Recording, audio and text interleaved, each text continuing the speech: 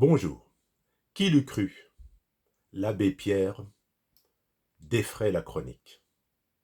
Et aucun voyant, aucun médium n'avait prévu en janvier 2024 ce scandale. L'abbé Pierre, coupable d'agissements sexuels délictueux. Alors, précisons tout de suite une chose, surtout à destination des plus jeunes. Il faut bien réaliser qu'il y a eu une évolution phénoménale des mentalités ces dernières années, notamment avec le mouvement MeToo, qui a sonné la révolte des femmes vis-à-vis des abus masculins. Il faut bien que les plus jeunes générations comprennent qu'il y a quelques dizaines d'années, on n'était pas du tout dans le contexte moral d'aujourd'hui. Je vais avoir 66 ans. Je me rappelle de mon adolescence. Un matin, on pouvait entendre à la radio: la justice est passée ce matin à l'aube. Telle ou telle personne a été guillotinée. L'avortement était interdit. L'homosexualité était un délit. Pour divorcer, c'était extrêmement difficile. Il fallait prouver la faute du conjoint. En ce qui concerne les abus, les délits sexuels, c'est pas l'Église catholique qui était un cas à part. Il faut bien le comprendre. C'était la mentalité générale dans tous les corps socio-professionnels. Les journalistes, les hommes politiques, les entraîneurs sportifs, l'enseignement, le milieu associatif, le contremaître d'usine, le chef de bureau dans une administration. Tout le monde avait la même mentalité. Ce qu'on appelait la gaudriole, c'était toléré. Quant au crime que constitue le viol, on disait ce genre de choses, ça n'arrive qu'aux femmes qui l'ont bien cherché. Les femmes qui se comportent bien, il ne leur arrive pas ce genre de choses. D'ailleurs, le mot viol, comme tout ce qui avait trait à la sexualité, était tabou. On disait, il y a quelques dizaines d'années, elle a subi les derniers outrages. Il était toléré que un homme puisse faire des remarques désobligeantes, voire des gestes déplacés vis-à-vis d'une femme. C'était largement toléré, partout. C'est pas un fait qui est propre à l'Église. Ce qui rajoute à l'ignominie des actes commis, c'est que lorsque on a affaire à un homme politique, un journaliste, quelqu'un d'un milieu associatif, on peut être sur ses gardes. On n'est pas obligé de lui faire confiance à 100%. Quand on a affaire à un homme ou une femme d'église, on est naturellement mis en confiance. Parce qu'on se dit, voilà un homme ou une femme qui s'est consacré à Dieu, donc c'est quelqu'un qui a une hauteur de vue morale. On fait confiance naturellement. Dans un même ordre d'idée, quand on voit passer un véhicule des pompiers, on se dit, voilà des gens qui mettent leur vie en danger au service de la communauté. On ne se dit pas, oh, parmi cet équipage de pompiers, il y a certainement un pyromane. Parce que oui, il y a des pyromanes dans toutes les professions, y compris chez les pompiers. Donc pour en revenir à l'abbé Pierre, il a agi pendant des dizaines d'années dans le milieu religieux comme il aurait pu agir dans le milieu politique ou le milieu associatif ou autre. C'était comme ça. On étouffait les affaires. Alors aujourd'hui, les mentalités ont changé. J'ai cité tout à l'heure le mouvement MeToo. Il y a eu un certain nombre de scandales qui ont été révélés, de comportements de producteurs de cinéma aux États-Unis qui ont été condamnés à de lourdes peines de prison.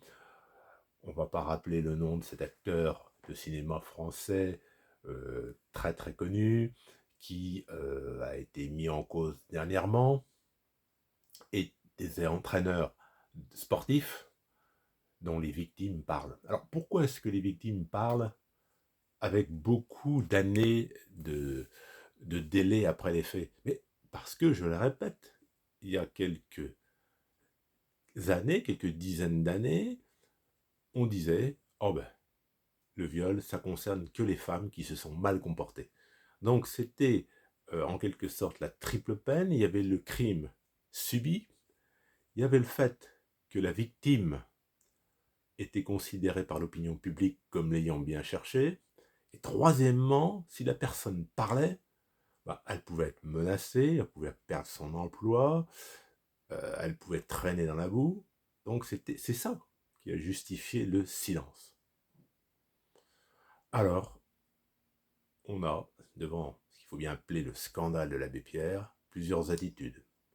Il y a ceux qui vous disent « Oh ben de toute façon, c'est partout pareil, tous les mêmes. » Et puis, il y a ceux qui veulent laver plus blanc que blanc et qui disent « Bon voilà, il faut absolument gommer intégralement le nom de l'abbé Pierre, de sa fondation, partout, enlever les photos. » Il faudrait un peu faire comme on a fait, comme on faisait à l'époque du stalinisme, quand quelqu'un était tombé en disgrâce, à l'époque de Staline, bah, on gommait purement et simplement les photos et les écrits de la personne concernée. Moi, personnellement, je pense qu'on peut éviter d'avoir des portraits de 3 mètres de haut représentant l'abbé Pierre. Je pense qu'il vaudrait mieux avoir un portrait d'une hauteur de 50 centimètres. Mais qu'à côté, il y ait un petit panneau avec un laïus qui n'a pas besoin de faire des lignes et des lignes.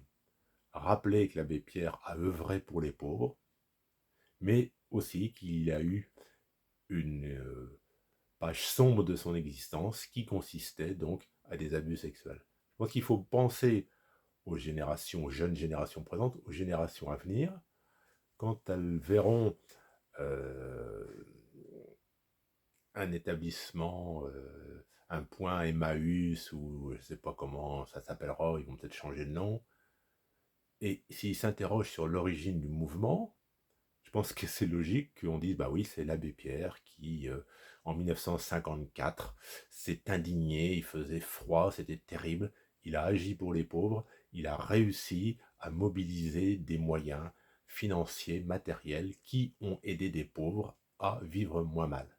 Mais il a eu un comportement délictueux, et ça, c'est dommage, mais dire la vérité. Et puis, il y a ceux qui sont dans le déni complet. Ceux qui disent, mais vous vous rendez compte, mais c'est scandaleux, il est mort, laissez-le en paix, c'est une honte. On appelle au complot. Alors ça me rappelle l'affaire DSK en 2011. Il y a des gens qui disaient, mais c'est pas possible, c'est un complot, c'est Nicolas Sarkozy qui veut éliminer un concurrent. Bon, soyons sérieux.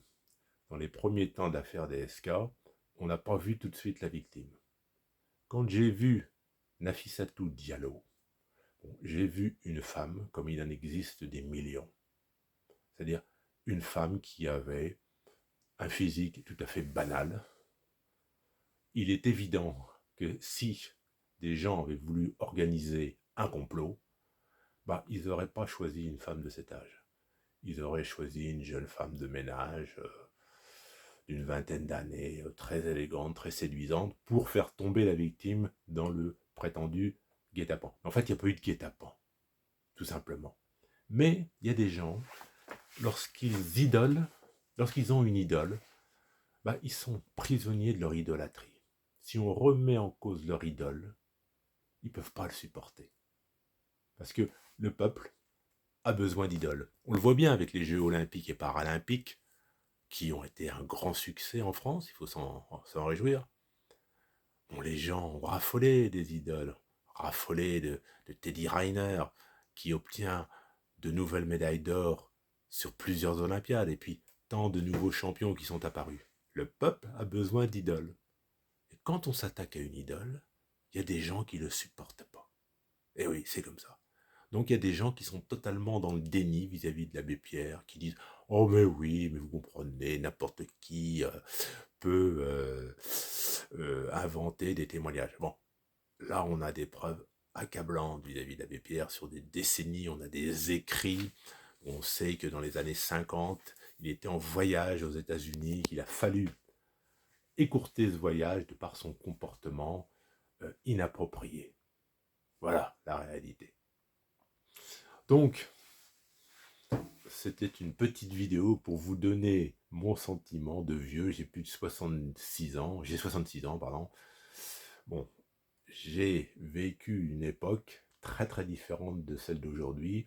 Et c'est vrai que depuis quelques décennies, il y a une évolution phénoménale de la façon de considérer les mœurs, le comportement des uns et des autres. N'hésitez pas, je vous le demande, à commenter cette vidéo, donner votre avis, votre sentiment. Est-ce que vous êtes scandalisé par ces révélations sur l'abbé Pierre? Qu'en pensez-vous? Bonne fin de journée à vous. Au revoir.